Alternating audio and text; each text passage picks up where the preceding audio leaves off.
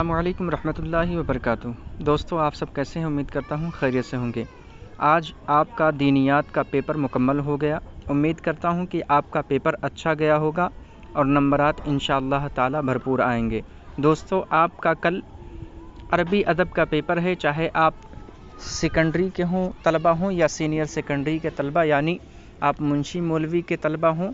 اگر آپ مولوی کے ہیں تو آپ کا کل عربی ادب کا پرچہ رہے گا، اور اگر آپ منشی کے طلبہ ہیں تو آپ کا فارسی ادب کا۔ اور اگر آپ سینئر سیکنڈری کی میں بات کروں، اگر آپ مولوی کے طلبہ رہیں گے، مولوی سے آپ نے اگر فارم فل کیا تھا تو آپ کا عربی ادب کا رہے گا، اور اگر آپ نے منشی سے فارم فل کیا تھا سینئر سیکنڈری کا منشی کی مارک شیٹ لگا کر کے، تو آپ کا فارسی ادب کا رہے گا۔ تو چلیے میں کل کے پرچے کے تعلق سے آپ حضرات کو کچھ جانکاری، کچھ نالج کچھ بتا دوں، تاکہ آپ حضرات کو کل جب آپ امتحان گاہ میں تشریف لے جائیں تو آپ کے لیے آسانی ہو۔ دوستو جیسا کہ میں اپنی اسکرین پر آپ حضرات کو دکھا پا رہا ہوں، آپ حضرات کے سامنے آپ دیکھ سکتے ہیں، یہ میرے پاس ماڈل پیپر 2020 کا ہے۔ آپ دیکھ سکتے امتحان مولوی 2020 آپ کا اسی طرح سے پرچہ آئے گا۔ اس میں کچھ رد و بدل سوالات کے سوالات الگ ہو سکتے ہیں، لیکن اور چیزیں سیم ہیں۔ تو آپ دیکھ لیجئے امتحان مولوی 2020 عربی نثر و نظم، اس کے بعد آپ دیکھیے وقت 3 گھنٹے، مجموعی نمبرات 80۔ آپ کے مجموعی نمبرات 100 ہی ہوں گے، اس لیے کہ 80 اس میں اس لیے دیا ہوا ہے کہ ماڈل پیپر ہے، تو اس میں پریکٹیکل کا 20 نمبر کاٹ کر کے 80 دیا ہوا ہے، لیکن آپ کے مکمل 100 نمبر ہوں گے، 100 نمبر کے سوالات ہوں گے۔ تو آپ نیچے دیکھیے نوٹ، کل 8 سوالات حل کریں۔ جز الف سے 4 سوالات اور جز با سے 4 سوالات حل کرنا ہے۔ 2 جز، یعنی ہمیں اس سے پتہ چلتا ہے کہ 2 جز ہیں ہمارے پیپر میں، جز الف اور جز با، جس میں سے 4 سوالات حل کرنے ہیں۔ اب اگر ہم دیکھیں تو جز الف میں آپ دیکھیں تو اس میں کل 7 سوالات ہیں، اور جز با میں اگر دیکھیں تو کل 6 سوالات ہیں، لیکن ہمیں صرف اور صرف کل ٹوٹل 13 سوالات ہیں، لیکن 13 میں سے ہمیں صرف اور صرف 8 سوالات کے جواب دینے ہیں۔ اس بات کا آپ خیال رکھیں، ٹھیک ہے؟ تو آپ دیکھ لیجئے کہ اس طرح سے جز الف لکھا ہوا ہے۔ اس کے بعد سوال نمبر 1، سأل معاویۃ الاحنف بن قیس فقال یا ابی یحییٰ کیف الزمان؟ قال الزمان انت یا امیر المؤمنین، ان صلحت صلح الزمان و ان فسدت فسد۔ ٹھیک ہے؟ تو آپ یہ دیکھیے، اس کے بعد لکھا اردو میں ترجمہ کیجیے اور خط کشیدہ الفاظ کی لغوی تحقیق کیجیے۔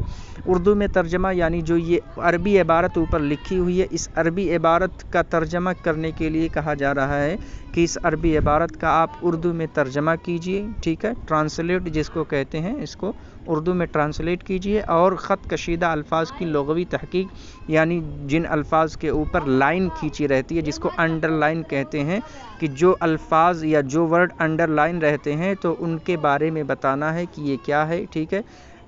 اس کے تعلق سے پوچھا جاتا ہے، تو وہی بتایا گیا ہے کہ خط کشیدہ الفاظ کی لغوی تحقیق کیجیے، ٹھیک ہے؟ سوال نمبر 2 دیکھیے، سلامت الرجل فی حفظ اللسان، الجنت تحت اقدام الامہات، ٹھیک ہے؟ العفو بعد المقدرہ، الحیاء من الایمان، ید اللہ علی الجماعہ، انما الاعمال بالنیات، الادب مالا و استعمالہ کمال، ان الامر بید اللہ، ٹھیک ہے؟ تو یہ لکھا ہوا ہے کچھ سوال نمبر 2 میں کچھ عربی عبارت دی ہوئی ہے، ٹھیک ہے؟ تو جس کا آسان اردو میں ترجمہ کیجیے اور اعراب لگائیے، ٹھیک ہے؟ یعنی آپ کو اس کا ترجمہ کرنا ہے اور آپ کو زبر زیر پیش، ٹھیک ہے، لگانا ہے، اعراب لگانا ہے کہ کہاں پہ زبر، کہاں پہ زیر، کہاں پہ ساکن کیا رہے گا، اس طرح سے مزین کرنا ہے آپ کو اعراب سے، ٹھیک ہے؟ اس کے بعد سوال نمبر 3، الکذب کے عنوان پر ایک جامع نوٹ تحریر کیجیے، ٹھیک ہے؟ یہ الکذب کے اوپر آپ کو، یہ آپ کے جو بھی کتاب آپ کو پڑھائی جاتی ہے اس میں یہ الکذب، ٹھیک ہے، مضمون ہوگا، تو اس کے تعلق سے آپ کو ایک جامع نوٹ، اگر آپ نہیں پڑھے ہیں تو بھی آپ الکذب پر کچھ بھی لکھ سکتے ہیں اپنی کاپی میں کہ جھوٹ بولنا اچھی بات نہیں، بری بات ہے۔ جھوٹ کے تعلق سے اللہ رب العزت نے قرآن مقدس میں یہ فرمایا ہے، اور جھوٹ کے تعلق سے قائد عالم صلی اللہ علیہ وسلم نے حدیث شریف میں یہ فرمایا۔ تو آپ اس طرح سے لکھ سکتے ہیں کہ اللہ نے قرآن مقدس میں فرمایا ہے کہ جھوٹوں پر اللہ کی لعنت ہے، ٹھیک ہے؟ تو اسی طرح سے آپ حدیث شریف کا بھی حوالہ دے کر کے لکھ سکتے ہیں، اور آپ اگر چاہیں تو اور بھی زیادہ تفصیل کے ساتھ لکھ سکتے ہیں کہ جھوٹ بولتے ہیں، کوئی بھی جھوٹ بولتا ہے تو اس کے ساتھ یہ برائی لاحق ہوتی ہے، اور ایک جھوٹ بولنے کے لیے 100 جھوٹ بولنا پڑتا ہے، یعنی کہ جب ہمیں کسی ایک جھوٹ کو بولتے ہیں تو اس جھوٹ کے پس پشت ہمیں اور جھوٹ بھی بولنے پڑتے ہیں، ٹھیک ہے؟ تو اس طرح سے اگر آپ نے نہیں پڑھا ہے تو آپ لکھ سکتے ہیں، اور بہترین آپ کے نمبرات آئیں گے اگر آپ نے انشاءاللہ اس طرح لکھ دیا۔ اس کے بعد ٹھیک ہے، سوال نمبر 4 دیکھیے، اشعار کا بہترین اردو میں ترجمہ کیجئے۔ تو احفظ لسانک ایھا الانسان، یہ شعر لکھا ہوا ہے، ٹھیک ہے؟ تو آپ شعر پڑھ لیجئے، عربی میں ہے۔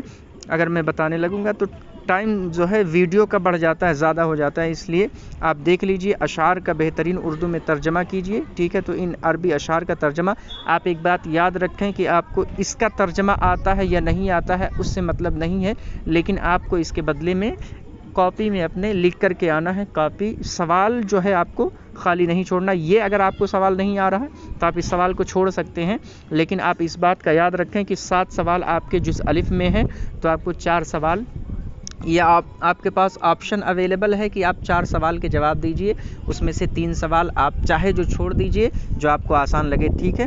سوال نمبر دیکھیے 5، عربی شاعر کی اہمیت پر ایک مضمون لکھے۔ یہ آسان، اگر آپ کو یہ سخت لگ رہا ہے سوال نمبر 4 تو سوال نمبر 4 چھوڑ کر کے سوال نمبر 5 لکھ دیجئے، عربی شاعر کی اہمیت پر ایک مضمون لکھیے، ٹھیک ہے؟ تو آپ اپنی طرف سے بنا کر کے 1 صفحہ، 1.5 صفحہ، 2 صفحہ، جتنا لکھنا چاہیں جتنے میں لکھ سکتے ہیں آپ، اس میں کوئی قید نہیں ہے 1 صفحے کا یا 2 صفحے کا۔ ایک مضمون آپ سے مانگا گیا تو ایک مضمون آپ لکھ دیجئے اچھے سے کم 1.5 صفحے کا رہے، اس سے کم نہ رہے، ٹھیک ہے؟ اس کے بعد آپ دیکھیے سوال نمبر 6، قاضی فاضل کی شعری اور ادبی خدمات کا جائزہ پیش کیجئے، ٹھیک ہے؟ اگر آپ کو یہ آ رہا ہے تو آپ یہ لکھ دیجئے۔ اور اس کے بعد سوال نمبر 7 دیکھیے، اپنی یادداشت کے اعتبار سے اپنے ذوق کے مطابق چند اشعار مع معنی قلم بند کیجئے، ٹھیک ہے؟ اگر آپ کو کوئی چند اشعار آپ سے مانگا جا رہا ہے کہ آپ کے ذوق، آپ کی طبیعت کیسی ہے، کن اشعار کو آپ پڑھتے ہیں، ٹھیک ہے، گنگناتے ہیں عربی میں، تو اگر آپ کو وہ کچھ اشعار یاد ہیں تو آپ اپنی ذوق کے مطابق وہ اشعار کاپی میں معنی کے ساتھ تحریر کیجئے، ٹھیک ہے؟ تو آپ اس کو لکھ سکتے ہیں اگر آپ کو عربی میں کچھ اشعار یاد ہیں۔ تو امید کرتا ہوں آپ کو بات سمجھ میں آ رہی ہوگی۔ اگر آپ بات ہماری سمجھ میں آ رہی ہے آپ کو تو آپ ہمارے چینل کو، اگر آپ نے سبسکرائب نہیں کیا ابھی تک تو دوست مہربانی کر کے سبسکرائب کر لیجئے، اس لیے کہ ویڈیو بنانے میں محنت لگتی ہے، اس کی محنت کے عوض میں اگر آپ سے کچھ مانگا جاتا ہے تو سبسکرائب اور لائک ہی مانگا جاتا ہے، جس سے ہمیں یہ پتہ چلتا ہے کہ ویڈیو آپ کو اچھی لگ رہی ہے۔ تو اگر آپ کو اچھی لگ رہی ہو تو آپ سبسکرائب کر لیجئے اور لائک بالکل کرنا نہ بھولیں، ٹھیک ہے؟ تو آپ دیکھ لیجئے جزء الف کے سوالات ختم ہو گئے، لیکن آپ اس بات کو یاد رکھیں کہ آپ کو جتنے سوالات مانگے جاتے ہیں اتنے ہی سوالات کا جواب دیجئے، زیادہ مت کیجئے، اس لیے کہ زیادہ کریں گے تو اس سے کچھ فائدہ نہیں ہوگا، اس لیے کہ آپ کو سوالات کے جو نمبرات ملنے ہیں وہ 4 ہی سوالات کے نمبرات ملنے ہیں، ٹھیک ہے؟ آپ 5 لکھ دیں گے تو 5واں آپ کا بیکار جائے گا، صرف وقت کی بربادی ہوگی۔ تو آپ پہلے چھان بین کر لیجئے آپ کو کون سے سوالات آسان لگ رہے ہیں، اس کے بعد آپ جوابات لکھنا شروع کیجئے، ٹھیک ہے؟ اس کے بعد جزبہ دیکھ لیجئے آپ، تو جزبہ سے بھی آپ کو 4 سوالات حل کرنے ہیں، 4 سوالوں کے جواب دینے ہیں۔ تو جزبہ علم نحو کی تعریف، موضوع اور غرض و غایت لکھیں، ٹھیک ہے؟ آسان، اگر آپ نے کوئی بھی کتاب النحو الواضح یا پھر نحو میر یا پھر کوئی بھی کتاب یا پھر اردو ہی کی کوئی کتاب یا پھر علم الصیغہ وغیرہ، ٹھیک ہے، آپ نے اردو کی کوئی کتاب پڑھی ہوگی صرف وغیرہ کی، نحو وغیرہ کی، تو آپ اس میں دیکھے ہوں گے امیر النحو وغیرہ، تو اس میں آپ اچھے سے بار بار آپ نے پڑھا ہوگا نحو کی تعریف، بار بار موضوع اس کا پڑھا ہوگا، بار بار غرض و غایت۔ تو یہ آسان سوال ہے، تو آپ اس سوال کا جواب آسانی کے ساتھ دے سکتے ہیں کہ علم نحو کی تعریف، موضوع اور غرض و غایت لکھے، ٹھیک ہے؟ آپ کا ایک سوال حل ہو گیا، سمجھ لیجئے۔ تو اس کے بعد اسباب منع صرف کون کون ہیں، ہر ایک کو مثال کے ساتھ لکھیں، ٹھیک ہے؟ اس کے بعد میں سوال نمبر جزبہ کا سوال نمبر 3، ماضی استمراری بنانے کا قاعدہ لکھتے ہوئے مادہ فتح، ٹھیک ہے، فاتح، ٹھیک ہے، سے ماضی استمراری کی گردان لکھیں، آسان ہے، ٹھیک ہے، کوئی مشکل نہیں ہے، فتح سے ماضی استمراری کی گردان لکھیں، آپ نے پڑھا ہوگا تو آپ کے لیے ایک دم آسان پرچہ ہے۔ درج ذیل اصطلاحات میں سے 4 کی تعریف ما مثال لکھیں، درج ذیل اصطلاحات میں سے 4 کی تعریف ما مثال لکھیں۔ تو درج ذیل اصطلاحات یہاں نہیں دیا ہوا ہے، لیکن آپ کے سوال میں، آپ کے پرچے میں رہے گا، یہاں پر غائب کر دیا گیا ہے کہ وہ اصطلاحات کون ہیں، کن کی تعریف مانگی جا رہی ہے، ٹھیک ہے؟ تو آپ اس کو چھوڑ دیجئے، اس پر توجہ مت دیجئے۔ درج ذیل عناوین میں سے کسی ایک پر 20 سطروں کا مضمون عربی میں لکھیں۔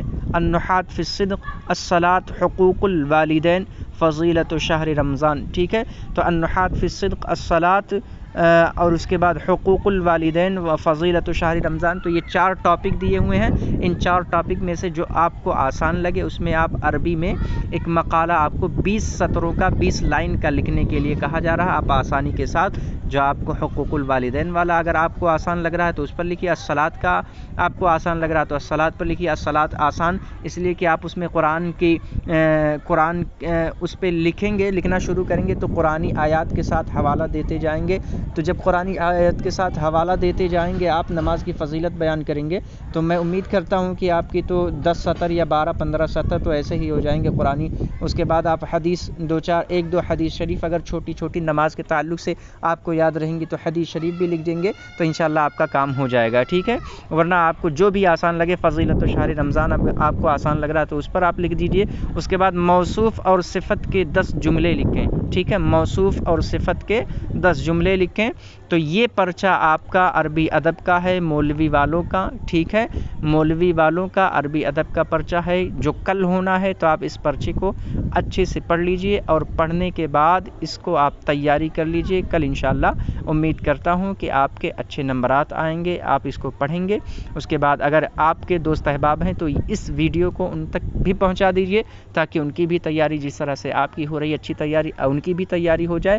امید کرتا ہوں اگر آپ نے ابھی تک میرے چینل کو سبسکرائب نہیں کیا تو سبسکرائب کر لیں اور بیل آئیکن ضرور پریس کریں تاکہ ہماری آنے والی ویڈیوز آپ تک سب سے پہلے پہنچیں۔ السلام علیکم ورحمۃ اللہ وبرکاتہ۔